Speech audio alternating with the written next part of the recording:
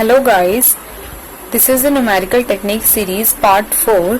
आज की वीडियो में हम गॉस-जैकोबी आइटरेटिव मेथड कवर करेंगे।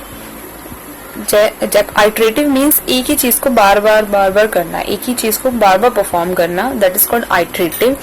इस क्वेश्चन में इस मेथड में क्या होता है, हमें दो या दो से ज्यादा इक्वेशंस गिवन होती हैं जिनके बेसिस पे हमें आंसर फाइंड करना होता है।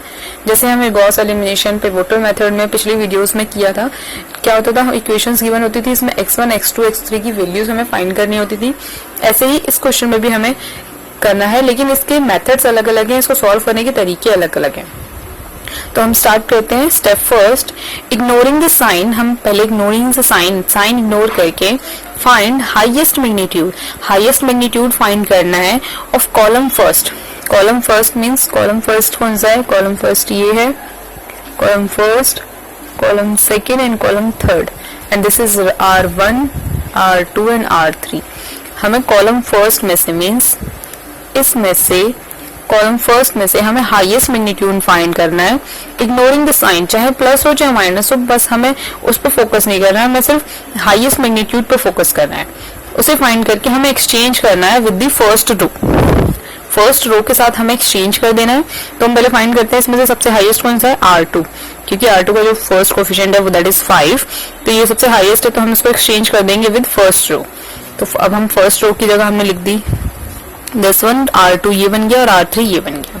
तो अब हमें क्या करना है, जो हमने जो फर्स्ट वैल्यू जो हमने फाइंड की है, ये जो इक्वेशन हमने फाइंड की है, इसकी हेल्प से हमें x1 की वैल्यू फाइंड करनी है। हमें x1 की वैल्यू कैसे फाइंड करेंगे, हम इस इक्वेशन को हम लिखेंगे, ये हमारी इक्वेशन 4 बन गई है अभी, ठीक है। इस इक्वेशन को हम फाइंड करेंगे, फर्स्ट सेकंड थर्ड ये थी और फोर्थ ये है।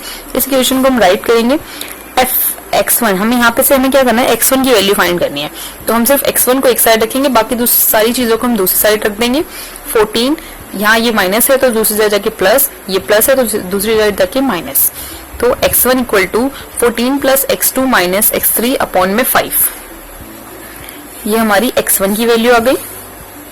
अब हमें सेकंड स्टेप क्या करना है, फ्रॉम रिमेनिंग इक्वेशंस, हमारे पास जो रिमेनिंग इक्वेशंस बनी है, यानी कि हमारी जो ये इक्वेशन 5th और इक्वेशन 6th, ये दो जो इक्वेशंस बची हैं, उसमें से क्या करना है, find highest magnitude of x2 की वैल्यू, यानी कि ये x2 की वैल्यू के लिए हमें इसमें क्या करना है, हाईएस्ट मैग्नीट्यूड देखना है। तो एक का मैग्नीट्यूड है 1 और एक का 8, तो यानी कि हमारी जो ये इक्वेशन 6 है, इसका हाईएस्ट मैग्नीट्यूड है। तो इससे हम क्या करेंगे, इस इक्वेशन को लेंगे, इस इक्वेशन को हम राइट करेंगे और यहाँ से x2 की वैल्यू फाइंड करेंगे। जैसे हमने यहाँ x1 की वैल्यू फाइंड की है, ऐसे ही हम यहाँ पे x2 की वैल्यू फाइंड करेंगे। तो 8x2 इक्वल टू -7, ये सर जाके -2x1, ये plus x3, and x2 equal to -7 -2x1 plus x3 upon में 8, ये हमारी x2 की वैल्यू आ गई।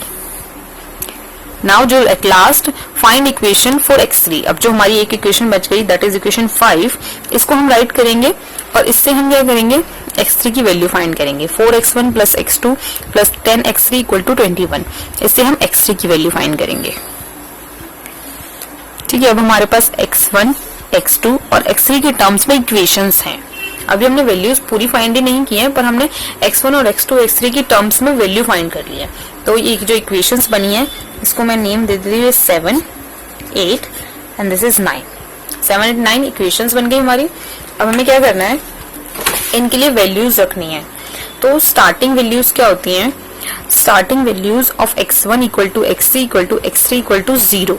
तो जो हमारी स्टार्टिंग वैल्यू है, जैकोबी मेथड में हमारी स्टार्टिंग वैल्यू हमेशा 0 होती है, ठीक है। हमें क्वेश्चन में कहा भी होता है कि starting value as a 0 put करनी है। तो हम आइटरेशन लगाएंगे, आइटरेशन फर्स्ट, हम फर्स्ट आइटरेशन लगाएंगे x1, हमने x1 की जो हमारी इक्वेशन थी उसको राइट किया, x1 equal to 14 plus x2 minus x3 upon में 5, ये हमने इक्वेशन लिख ली। अब यहाँ इसमें जहां भी x2 या x3 है, उसमें हम क्या करेंगे, 0 पुट करेंगे, क्योंकि हमारी स्टार्टिंग वैल्यू है जो है वो जीरोज है। तो 14 प्लस x2 की जगह 0 माइनस x3 की जगह 0 और पूरे ये होल अपॉन में है, ओके। आप लोग कंफ्यूज मत होना कि ये सिर्फ 0 के अपॉन में है, ये पूरी इक्वेशन के अपॉन में है 5। तो ये हमारा आंसर क्या है, 14 अपॉन में 5 दैट इज 2.8। तो हमारी ये फर्स्ट वैल्यू आई x1 की 2.8। अब हम क्या करेंगे, नेक्स्ट x2 की वैल्यू लिखेंगे, x2 की इक्वेशन लिखेंगे, सॉरी x2 की इक्वेशन लिख ली हमने, ये जो हमने पीछे फाइंड की थी, -7 - 2x1 + x3 अपॉन में होल अपॉन में 8। तो अब हम इसमें भी अब यहाँ क्या वैल्यूज आ रही है, x1 और x3, इन दोनों में हम क्या करेंगे, 0 वैल्यू पुट करेंगे। तो -7 - 2 मल्टीप्लाई में x1 की वैल्यू 0 प्लस x3 की वैल्यू 0, तो ये बन गया 0, ये बन गया 0, तो आंसर आया -7/8 दैट इज -0.87। अब हम क्या करेंगे, जो रिमेनिंग इक्वेशन थी, थर्ड वाली इक्वेशन थी, उसको राइट करेंगे। इसमें वैल्यूज क्या है, x1 और x2, इन दो की वैल्यू के लिए भी हम 0 पुट करेंगे, 0 and 0, 21 + 4 multiply by 0 -0 whole upon में 10, तो ये भी 0, ये भी 0, 21 अपॉन में 10 बचा हमारे पास, दैट इज 2.1। तो हमारी x3 की वैल्यू आ गई 2.1। अब हमारे पास एक एक वैल्यूज आ गई सबकी, x1 की वैल्यू 2.8, x2 की वैल्यू -0.87, x3 की वैल्यू 2.1। अब हमें क्या करना है, सेकेंड आइट्रेशन परफॉर्म करनी है। फर्स्ट आइट्रेशन जब हमने परफॉर्म की थी तो सबकी वैल्यूज थी 0, लेकिन अब क्या है, हमारे पास सबकी वैल्यूज हो, तो x1 की वैल्यू दिस वन, x2 की दिस वन एंड x3 की दिस वन। अब हम जब भी हम आइट्रेशन परफॉर्म करेंगे तो इन वैल्यूज को यूज करेंगे। तो हम दोबारा से x1 की इक्वेशन लिखेंगे। अब हम आइट्रेशन 2 लगा रहे हैं तो हमने इसके ऊपर स्क्वायर लगाया है और x1 फाइंड कर लिया, इसलिए हमने x1 लिखा है। तो x1 की इक्वेशन क्या थी हमारी, 14 + x2 - x3 होल अपॉन में 5, तो 14 + x2 - x3 होल अपॉन में 5। तो अब यहाँ जो x2 आया है, x2 की वैल्यू हम लिखेंगे -0.87 माइनस x3 की वैल्यू है 2.1 होल अपॉन में 5। तो ये अब हमने सॉल्व किया तो ये आया 2.21। ऐसे ही जब हम x2 की वैल्यू फाइंड करेंगे, हमने स्क्वायर इसीलिए लगाया क्योंकि हम आइट्रेशन सेकंड परफॉर्म कर रहे हैं और कोई रीजन नहीं है इस 2 का, ठीक है। x2 की वैल्यू हमने x2 की इक्वेशन लिखी, दिस वन इज x2 की इक्वेशन, और दोबारा हमने यहाँ x1 और x3 का पुट किया, x1 पुट किया 2.8 और x3 पुट किया 2.1, तो -7 2 मल्टीप्लाई में 2.8, x3 की वैल्यू 2.1। अब जब हम इसे सॉल्व करेंगे तो हमारा आंसर आएगा -1.31। इनकी x3 की इक्वेशन हमने पहले राइट की, 21 + 4x1 - x2। अब यहाँ x1 और x2 हम जो अपडेटेड हमारी वैल्यूज थी वो हम अब यूज करेंगे। x1 की वैल्यू थी 2.8 और x2 की थी -0.87। हमने इन सबको वैल्यूज को फाइंड रख के इसका आंसर फाइंड किया तो हमारा आंसर आया 3.307। अब हमें लास्ट एक टेबल बनानी है, ठीक है। उसमें हम क्या लिखेंगे, आइट्रेशन x1, x2 और x3। आइट्रेशन हमारी 0 थी तो सारी वैल्यूज 0 थी। जब हमने फर्स्ट आइट्रेशन परफॉर्म की तो हमारा आंसर आया 2.8 -0.87 और 2.1। फिर हम जब इन तीनों वैल्यूज को दोबारा इक्वेशंस में पुट किया, सेकंड आइट्रेशन परफॉर्म की, तो हमारा आंसर आया x1 की वैल्यू आई 2.21, x2 की आई -1.31 एंड x3 की आई 3.307। तो ये हमारी आइट्रेशंस परफॉर्म हो गई।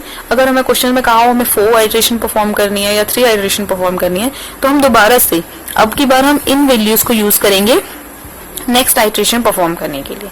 सो इसी तरह हमें Gauss Jacobi iteration method perform करना होता है।